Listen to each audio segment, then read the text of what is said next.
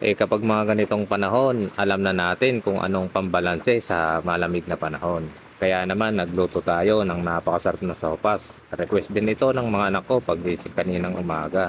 Pati na rin yung misis ko. Tara at umpisa na po natin. Bali nagisa na po ako dyan ng bawang at saka yung sibuyas gamit yung star margarine na 2 kutsarita. Bali bakbon po yan ng manok. Nagkakahalaga ng 100 pesos. Bago ko sinangkot siya, ay naglagay muna ako ng pang-aroma, yung patis at saka yung paminta. At pagkatapos ko nga isangkot siya yung chicken na manok, 4 na pirasong tender juicy na hotdog mga lodi. At pagkatapos nating masangkot siya ng very light yung hotdog, ay maglalagay tayo ng pampalasa. 2 pork cubes po pala yan mga lodi. 2 litrong tubig po pala para marami yung sabaw mga lodi. Bali 400 grams yung nabili natin na macaroni. Nagdagdag na rin po pala ako dyan ng bitchen, tsaka yung patis at tsaka yung paminta, pandagdag lasa mga lodi. Isabay na rin natin yung macaroni para pagka kumulo, medyo malambot na siya. At syempre, hindi mawawala yung nilagang itlog. At dahil kumulo na, ilalagay na natin yung inislis natin na carrots. At kapag medyo malambot na yung macaroni at saka yung carrots, ilalagay na natin yung repolyo. Dinamihan ko nga ng repolyo mga lodi dahil mahilig tayo sa gulay. Gulay is life tayo eh. At yung pang pinali natin na 1 pirasong ibap mga lodi na pampakrimi. Yun o, kainan na! Sopas para sa maulang panahon mga idol. Ayan o. Tapos meron tayo ditong sabaw ng sopas.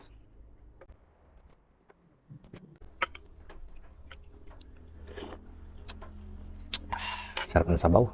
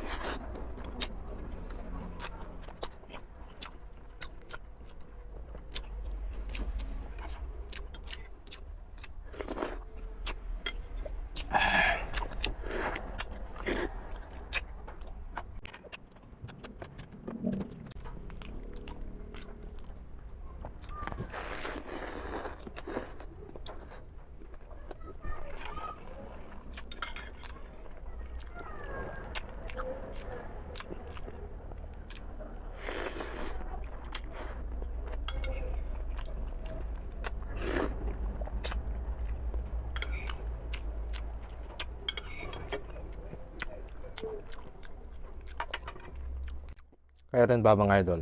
Inuulam nyo rin bang sopas?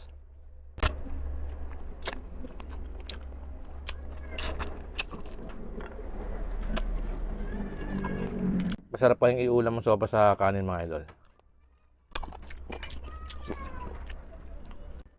Pati pansit mga idol. Inuulam ko rin sa kanin.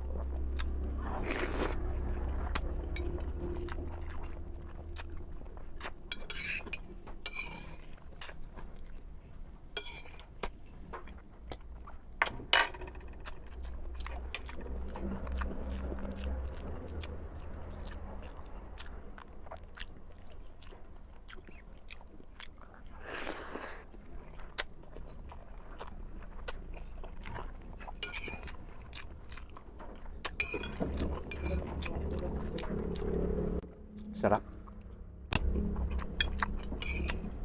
Yung sabaw pa lang nito mga idol, ulam na.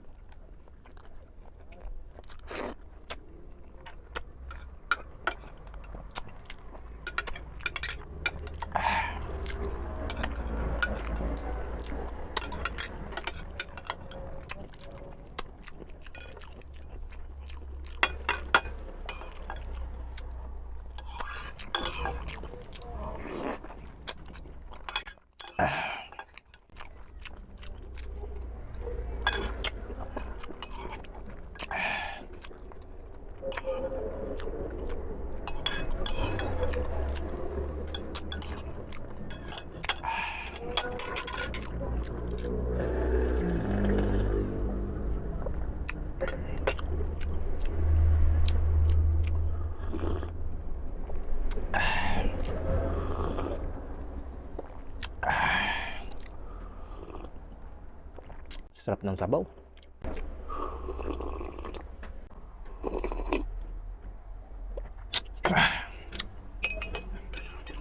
Ay, may gulay pa.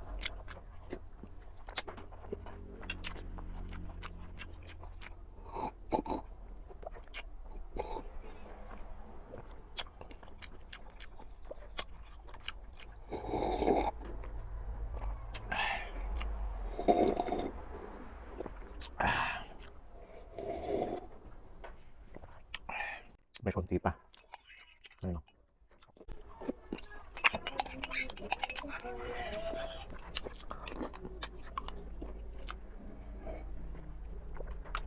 Sarap.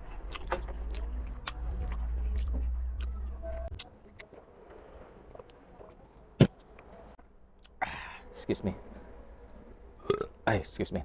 See you po ulit sa next vlog ko mga idol. God bless you all.